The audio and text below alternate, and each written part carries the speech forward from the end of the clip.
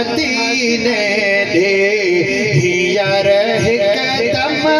हलण घुर्जे बाकी ॾींहणा हयातीअ जा उते आशिक रहण घुर्जे जंहिंजी दिलि ठरी हथ मथे खड़ी करे मदीने में अगर किस्मत अदा आशिक थिए तो है जी मदीने में अगर किस्मत अदा आशिक थिए तो है जी मीठे मुरसल जी मस्जिद में बनी सजदा घुर्जे मीठे मुरसल जी मस्जिद में बनी सजदो करण घुर्जे अदा मोमिल मदीने दे हीयर हरदम हलण घुर्जे हाणे उते इलाही वहाबे खे नसीहत फरमाए रहियो आहे चओ सुभान अल्लाह रकीबन खा अगर रुखसत अदा आशिक मिले तोखे इने वहाबिन खां जे रुखसत मिली वञे ये न ॾिसणी बीठो रोज़े जे आॾो हुजी त पोइ छा कजाए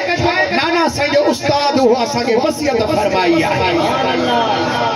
रकीबन खां अदा कर रुखसत अदा आशिक मिले तोखे चपन सां यार जी चा उठ अदा तोखे चुमण घुर्जे चपन सां यार जी चा उठ अदा तोखे चुमण घुर्जे अदा मोमिल मदीने दे हीयर हिकदम हलण घुर्जे सभु साथी सलाम सां कंदो रह साह खे सुर सुबुह साथी सलाम सां कंदो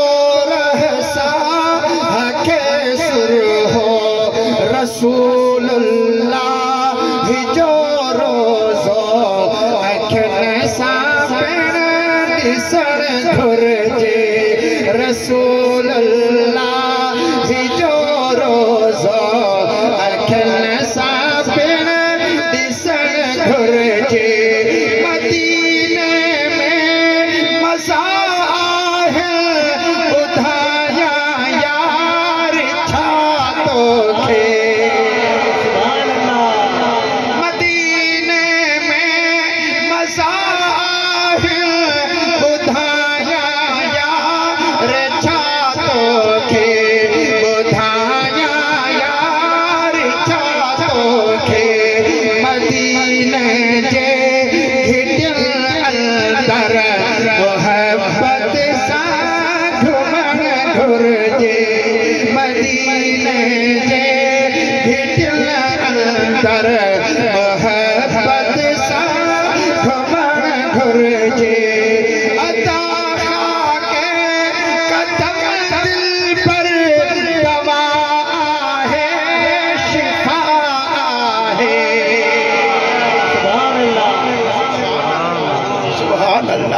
आशिक जो अंदाज़ बयान ॾिस त कीअं थो चवे पंहिंजो मक़ता कीअं थो बयान करे यानी नाले वारी मिसरा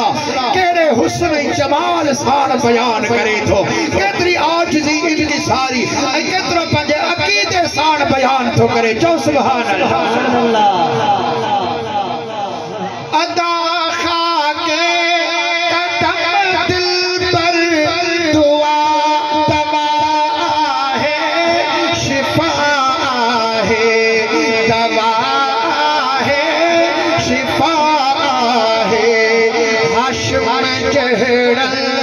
मरीज़ खे मदीने में मरण घुर्जे हश्र चेहरे मरीजन के मदीने में मरण घुर्जे हश्र चेहरे मरीजन के मदीने में मरण घुर्जे मदीने दे रहे